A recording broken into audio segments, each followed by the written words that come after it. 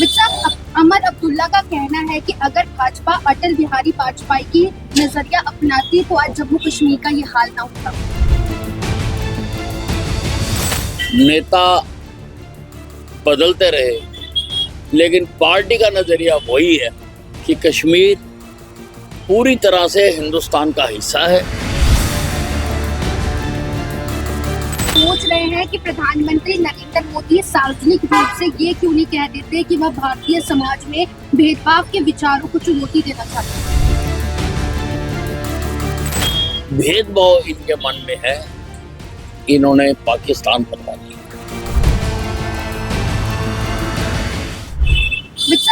अमर अब्दुल्ला का कहना है कि अगर भाजपा अटल बिहारी वाजपेयी की नजरिया अपनाती तो आज जम्मू कश्मीर का ये हाल ना होता। हमारी पार्टी ने शुरू से कश्मीर के बारे में एक ही नजरिया रखा है।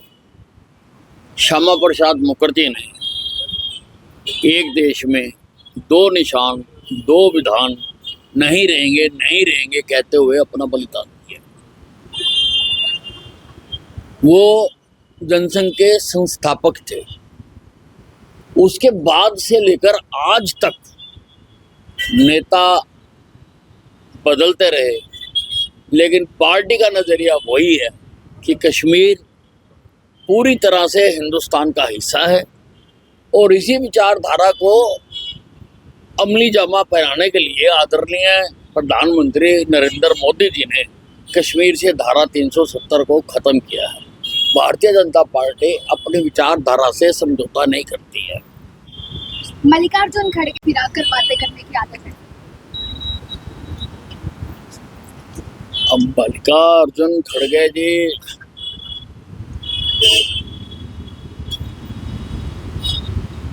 किस आधार पर कह रहे हैं कि घुमा फिरा के बातें करने की आदत है।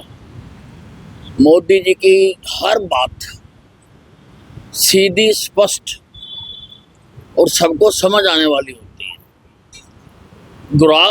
घुमा फिरा के बातें तो कांग्रेस करती है। कांग्रेस कहती कुछ और है, करती कुछ और है। अब आप हिमाचल का उदाहरण ले लो। कांग्रेस ने जब वहां चुनाव हुए कई चीजें मुफ्त बांटने का वादा किया लेकिन आज वो तनख्वाहें तक नहीं दे पा रहे हैं। और एक तरफ प्रधानमंत्री नरेंद्र मोदी जी सारे देश के लिए उन्होंने शौचालय बनवाए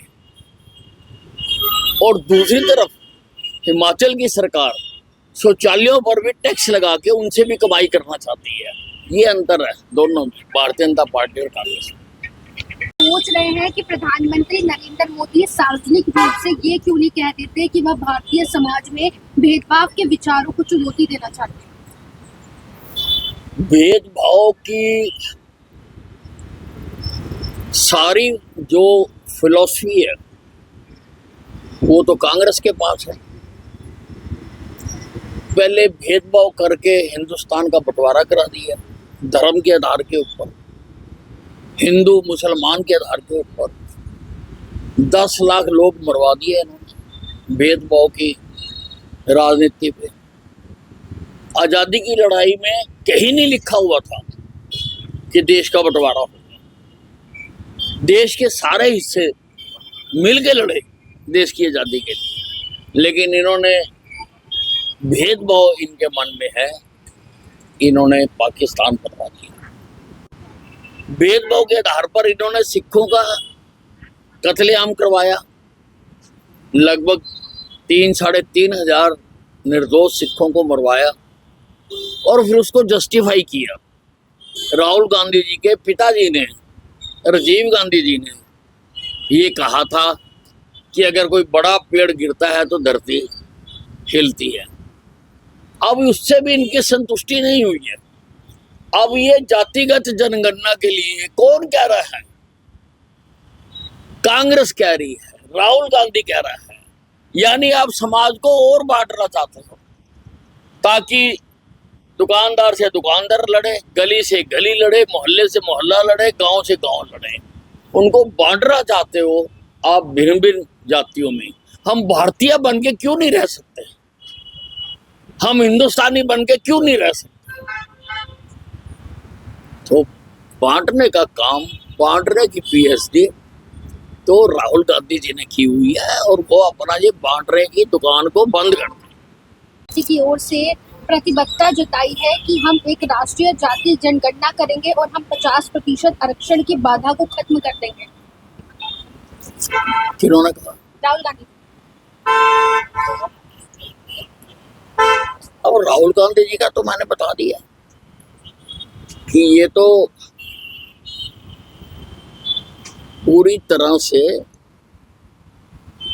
देश में अब ये बातें कर रहे हैं। इन्होंने बाहर जाके बयान दिया कि हम आरक्षण को खत्म करेंगे। तो ये बहुत दुर्भाग्यपूर्ण बात है कि राहुल गांधी जी आरक्षण को, रिजर्वेशन को खत्म करना